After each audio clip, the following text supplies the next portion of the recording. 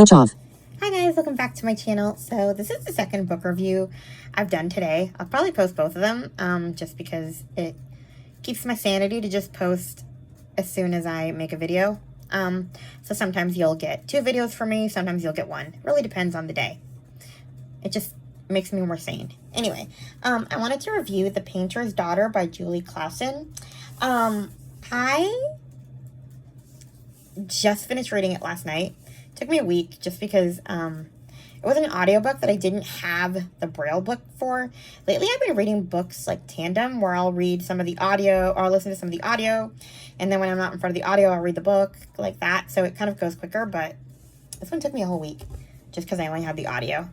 Anyway, I actually had this book on my radar for years, but it was before I got Goodreads, so I only recently came across it when Katie from Paperbacks and Ponytails mentioned Julie Klassen, and I was like, that author sounds so familiar.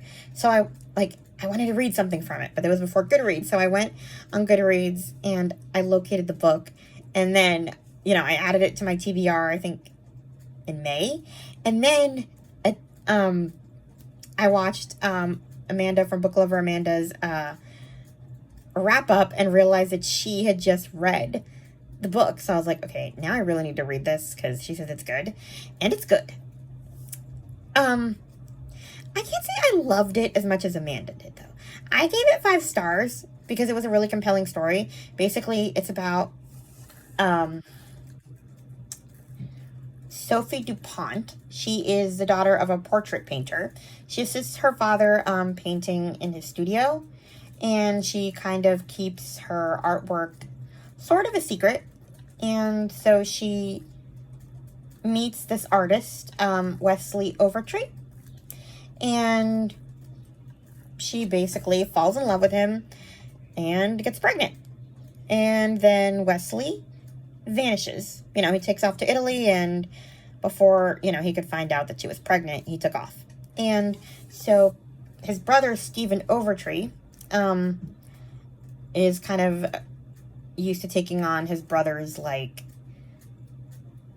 used to rescuing him, basically. So he's home on leave from the military, and he, I guess, goes to find Wesley, and he, instead of finding Wesley, he finds Sophie and discovers that she's pregnant. So he's like, okay, Wesley isn't coming back anytime soon, and by the time he does, you're going to be 9 months along, and you're literally going to, this is like Regency time, so you had to get married, or, it's not good if you're pregnant and unmarried.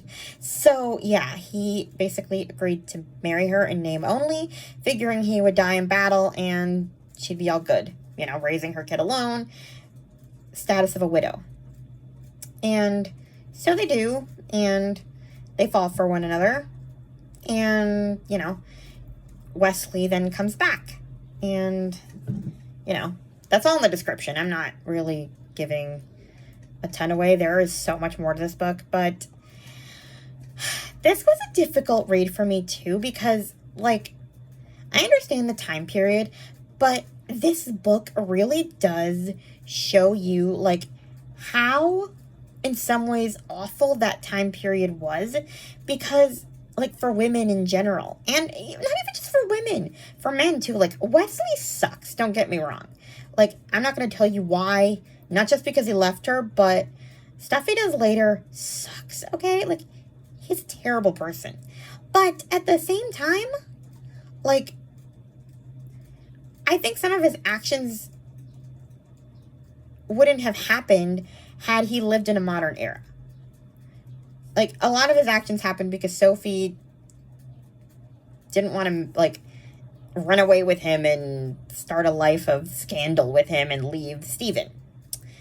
At first, Wesley figured, okay, she's just trying to do her duty, and on that, I don't think she was just trying to do her duty. As time passes, she does, this is a romance, come on, I'm not giving anything away. She falls for Stephen, but Wesley is in denial, and honestly, I think what would have helped him is being able to still have his kid, Because that's why I'm saying that this era sucked for both sides.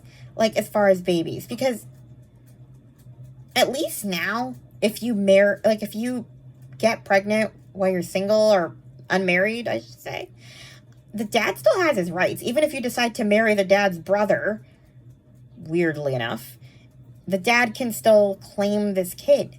Like, the whole plan for Wesley, you know, now that she married Stephen, was that he would be uncle and never let this kid know that he's her father.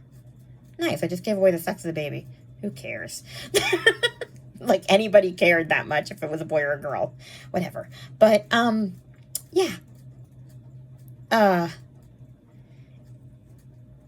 So there were moments when I felt sorry for him, in a way. Like, there's this moment when he asks his dad, what am I supposed to do? Pretend this kid isn't mine and give it a rattle? And the dad's like, yeah, that's exactly what you're supposed to do. And I'm like, oh, man, that's so sad. Like, I understand why it had to be that way for the times, and... but it made me very sad, I guess, because it's not fair. Like, the kid is living a lie, in a sense. I don't know.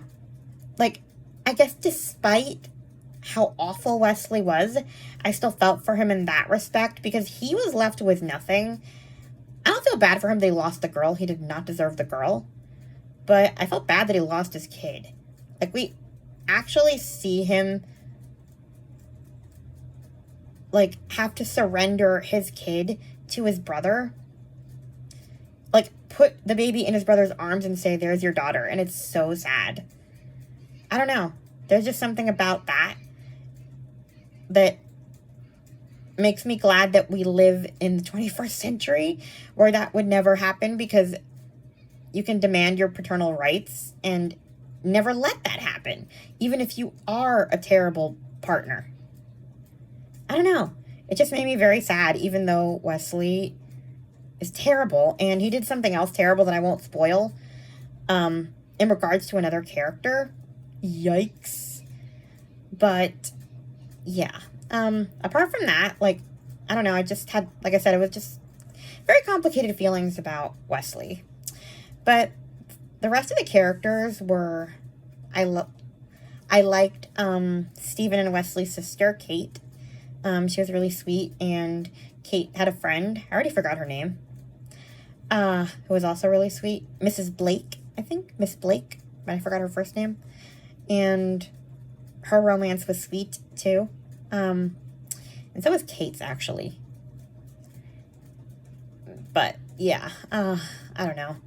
I really enjoyed this book, but like I said, I think I had more complicated feelings about Wesley than I thought I would. But it just made me think about the time period and make me glad that that would never happen now. Anyway, either way, it was 5 stars. I might read more from this author. We'll see. I don't know. I never really got frustrated with the time period before, for some reason, but this, for some reason, just made me a little bit sad for him. Even if he was terrible and did bad things, which I will not spoil. But I do think that time period wasn't good for either men or women when it came to this stuff. Anyway, that's my review for The Painter's Daughter by Julie Klassen. Please like, comment, and subscribe, and I'll talk to you guys in my next video. Bye! Speech on. Stop recording video.